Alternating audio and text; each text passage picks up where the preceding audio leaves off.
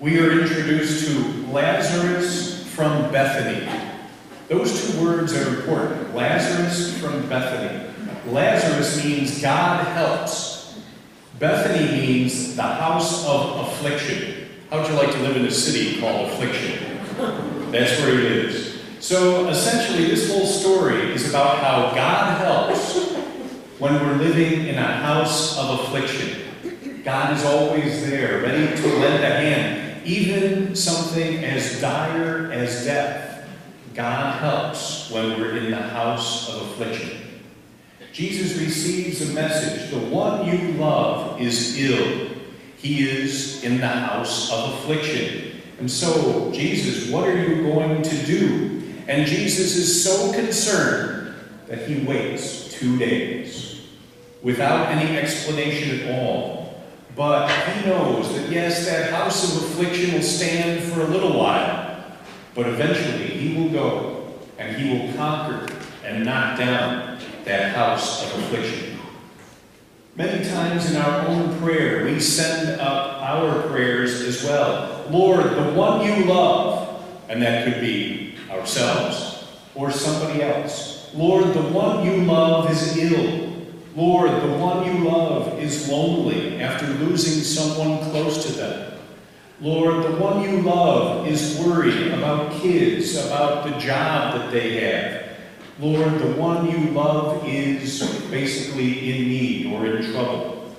We pour out our hearts, hoping that God will listen and will grant what we ask, because the one that we love needs his help desperately.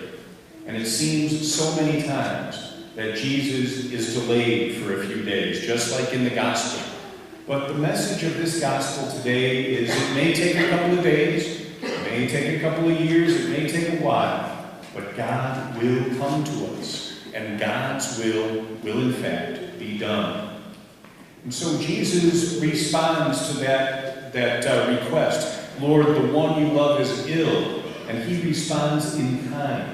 The one you love is cared for by me. The one you love, I see them, I know what they're going through. The one you love is never ignored by God. The one you love is my child always.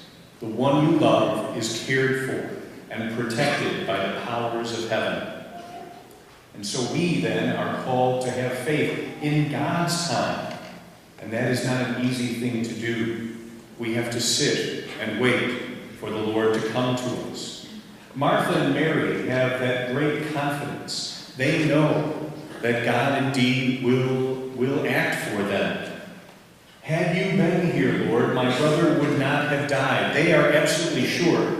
Though it does sound, doesn't it, like a little bit of a smack against Jesus. If you had been here, if you had shown up a little bit earlier, this wouldn't have happened. Doesn't it sound that way? And I'm sure they probably meant it that way too. Had you been here, my brother would not have died. I know he will rise on the last day. We have come to believe that you are the Christ. Martha and Mary are absolutely convinced. They know well that Jesus is the one who is going to give Lazarus new life. They have complete faith and confidence, even when they live in this horrible house of affliction. So what is Martha and Mary's house of affliction like? People are inside weeping and wailing and carrying on because Lazarus has died. That is their house of affliction. Lazarus has his own house of affliction, the tomb that he's in, and he will never seemingly be able to get out of it. Is there anyone who has any power over this house of affliction? Martha and Mary's complete faith in Jesus does in fact have power over that house of affliction.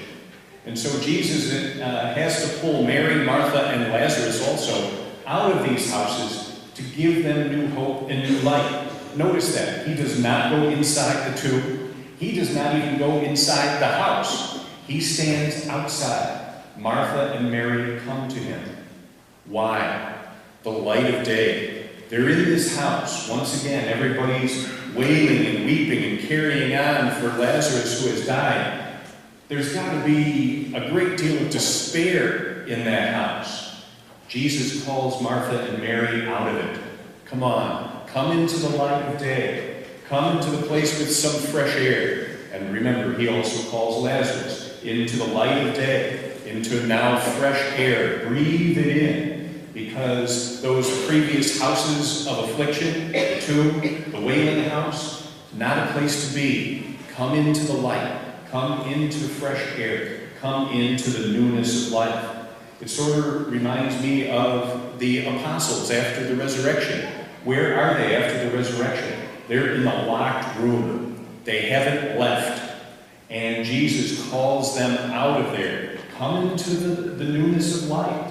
Come into a new place. Leave that locked door behind. Move into a new time and a new place. Sometimes in our own lives, we have houses of affliction, things that worry us. Maybe it's a house of pain and suffering. Maybe it's a house of anxiety about the future. Maybe it's a house of illness. We can list our own affliction.